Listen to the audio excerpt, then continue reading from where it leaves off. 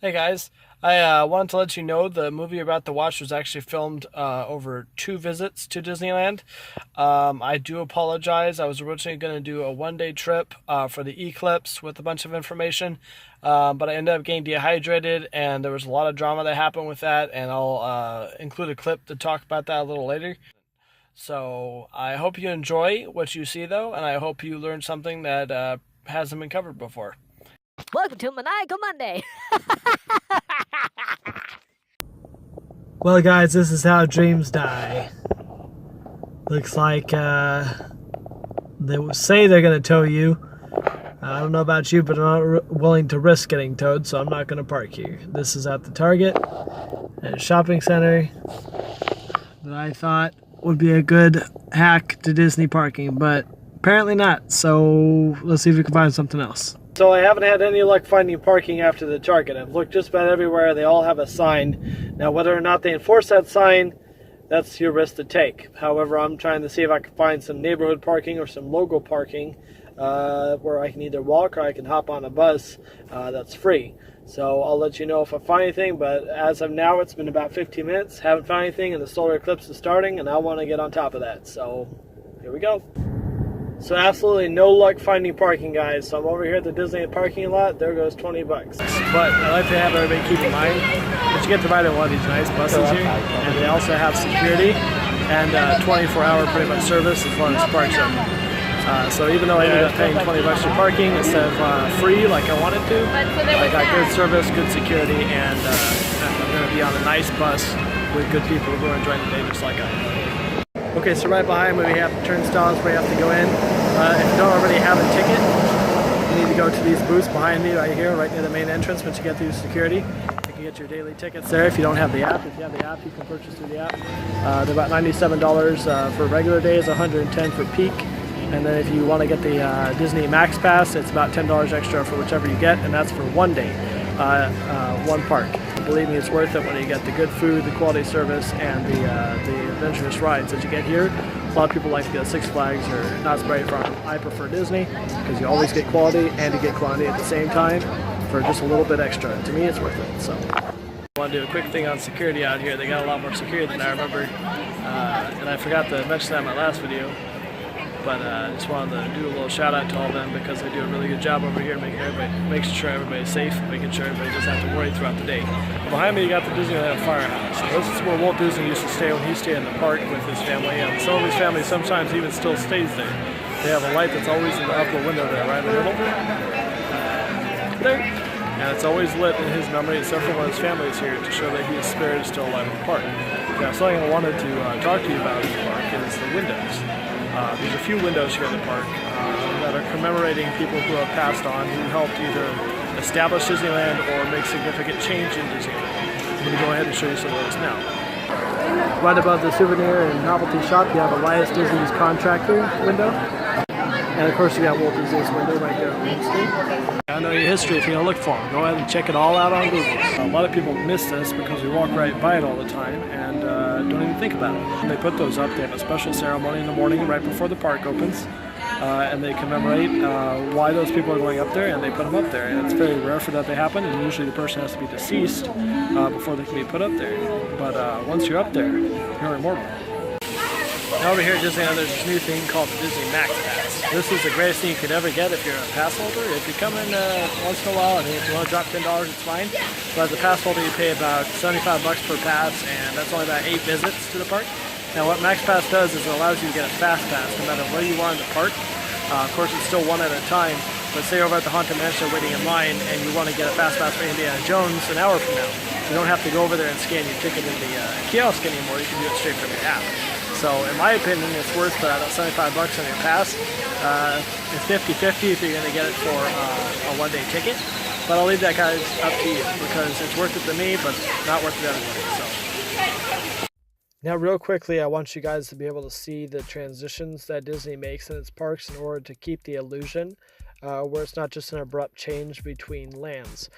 As we're going through here, I want you guys to go ahead and look at the coloring of the pavement, of the brick walls, and the trees. Specifically, the type of trees, and how if you look close enough, you'll notice that they change.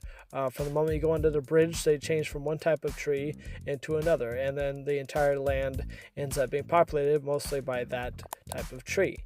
As well as if you look at the walls, you'll see that the coloring on the walls changes from a stale singular color into a multicolored look.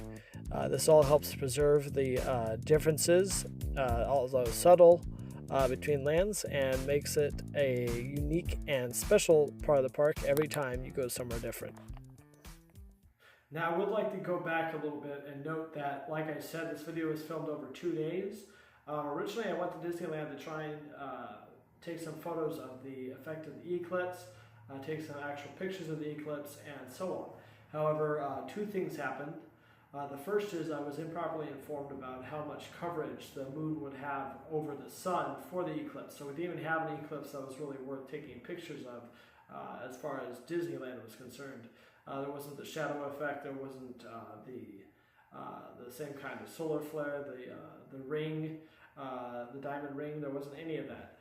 Second of all, I got dehydrated, so even if there was that, I probably would have been too out of notice. I actually went on the Matterhorn, got off the Matterhorn, and I don't know if I got too excited or what. I had had a water bottle before this, but I ended up getting really dizzy, I guess discombobulated, upset, and I made a reservation for the Carnation Cafe, which is my personal favorite restaurant in the park. But I made it for $2.40, and I thought it said $12.40. I went over there, basically stumbling around, probably making myself look like a fool, saying, my reservation's for now, my reservation's for now. You know, and I think they could tell something was off because the lady tried to help give me her reservation and trade with me, but then I kept giving wrong information because my brain was so scrambled. And then the person at the desk was trying to figure out if they could fit me in. Now, they ended up fitting me in. It took a little time, but in the meantime, a lady came over and talked to me, gave me some water, helped me feel a little better, made sure I wasn't in an emergency situation, and they took pretty good care of me. So I wanted to tell you guys a little bit about that. First of all, to tell you why there's no epic pictures of Disneyland being covered by a shadow. There was no shadow. And also to explain why the video is filmed in 2 days instead of one, like I promised. Now, the eclipse was a big deal, and a lot of people don't give it enough credit. But it was a big deal because it was the first time our country has had a full eclipse across the entire country. It was a really wonderful thing to see. If you haven't seen videos of it on YouTube, go check it out. It's really incredible to see how it affects people, how many people came together for it, and what it looked like. So I recommend you check out some videos of it. I have some photos of how it looked in Disneyland, but they're nothing compared to the total eclipse that happened across the country, more north of us.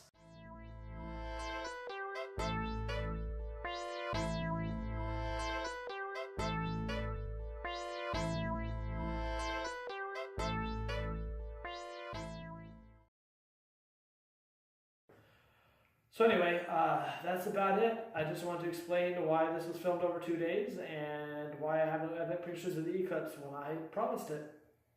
Sorry, guys. Hey, thanks guys for watching Future Tense. If you liked what you saw, please feel free to subscribe and share. And if you didn't like what you saw, please leave something in the comments below so I can improve my content matter and make sure that I keep things appropriate and pertinent to what you guys are looking for. Hope you guys are having a great day. Talk to you soon. Thanks for joining in Future Tense, or Intense Future!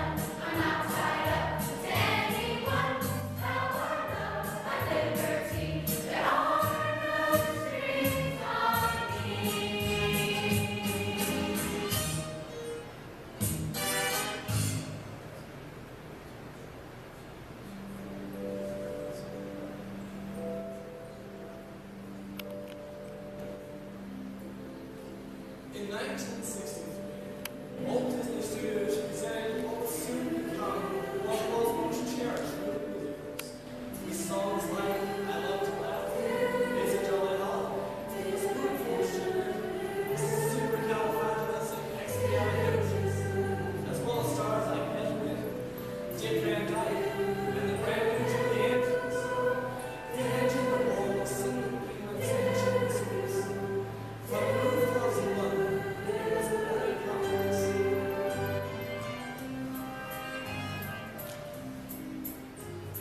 Chim chimney, chim chimney, chim chim chiree. As sweet as lucky can be. Chim chimney, chim chimney, chim chim chiroo. Good luck, Bella, when I shake hands with you. Oh, blow me a kiss, and that's lucky too.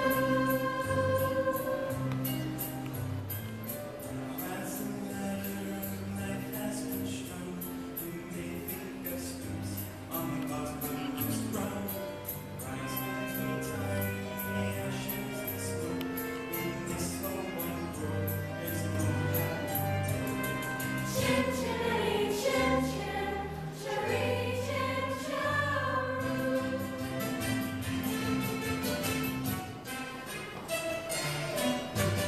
Pinkies are stepping time, pinkies are stepping time. Then you reason that you're right. Pinkies are stepping time, pinkies are stepping time, pinkies are stepping time. Then you reason that you're right.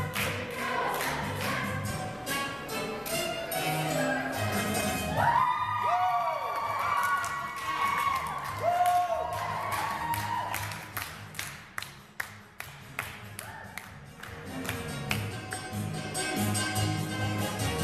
Stepping time, stepping time, stepping time, stepping time. Then you reason that you're right. Stepping time, you step in time. Just a spoonful of sugar, house of medicine. Go down, medicine. Go down, medicine. Go down. Just a spoonful of sugar, house of medicine. Go down. In the most delightful, in the most delightful, in the most delightful way. For I was afraid to speak, for I was just a lad. You gotta give me those tricks on your own track. Then one day I learned the word I said, the biggest word you ever heard, and this is how it goes. Supercalifragilisticexpialidocious. Even though the sound of it is something quite atrocious. If you say it loud enough, it'll always sound atrocious. Supercalifragilisticexpialidocious.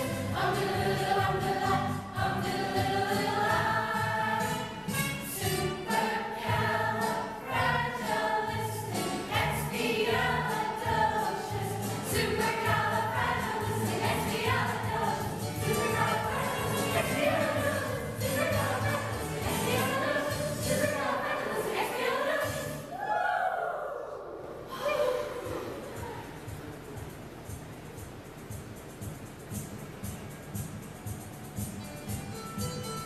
Hey,